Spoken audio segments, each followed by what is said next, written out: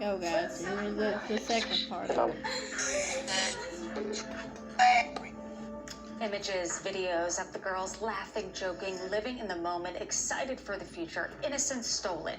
HLN is dedicated to this case to helping the family members. The goal, justice for Abby and Libby. I spoke to Libby's grandmother, Becky, about what keeps her going. Becky, good to see you. Every day I see your post that says today is the day. How do you hold on to hope that justice will be served? Well, there's no option. If you have to have hope every day that he's going to be caught. If not, then there's really no reason to continue, is there? I notice every time I talk to you, there's a light in your voice and a happiness that you and Mike have, and Kelsey as well. Is that the same answer because there's no other choice but to carry on in her name? No, there isn't. We're kind of stuck on February 13th, 2017. So we've decided that we have to live and we have to spend all of our time honoring her while we sit and wait for this monster to be caught. Speaking of the monster, at the second press conference the day after Easter, I saw you and authorities said, look, we're going in a different direction, playing a little bit more sound with that voice saying guys and seeing a different sketch. What were your thoughts after? Did you think this would be solved by now after that second presser? Well, we were sure hoping that when they put that out there that it was going to happen quickly. We kind of was hoping that was the reason they said for the media not to talk to us for 2 weeks. We were thinking, all right, they're going to, they're close, they're going to have him, it's going to be done. But that wasn't the case, but that's okay. We're going to hang on to that hope. Mm-hmm. Is there something you'd like the public to know that maybe they don't know about Libby and just her spirit and what type of girl she was?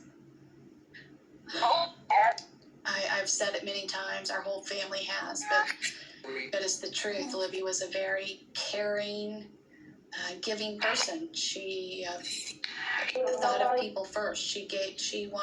She put other people's happiness before hers, and she would agree sometimes just to keep the peace. She wasn't one to push her thoughts on other people. She believed everybody had their own ideas and their own way of thinking, and she respected that. She was, we're missing out.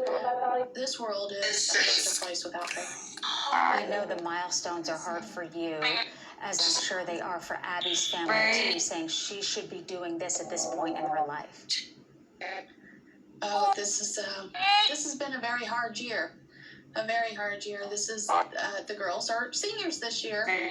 And I will always speak of Libby in the present tense because to me, she's always here.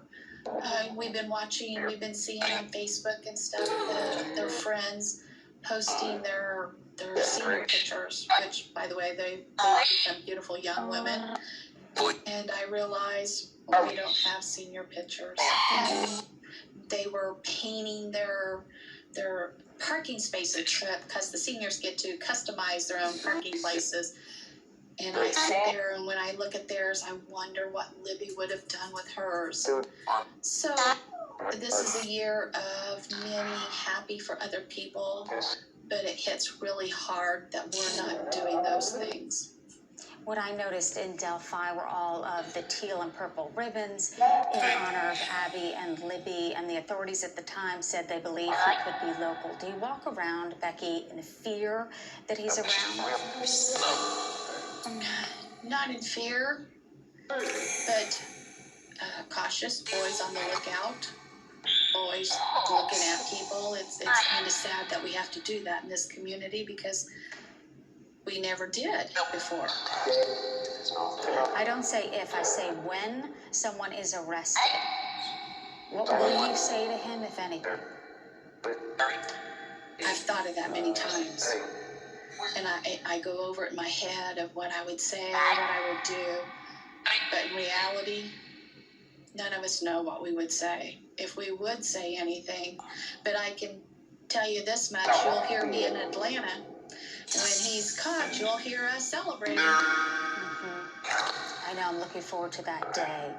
In the meantime, you've built with volunteers, a beautiful memorial park in their name, Abby and Libby, and the website is abbyandlibbymemorialpark.org for those who would like to donate. It's not completed just yet.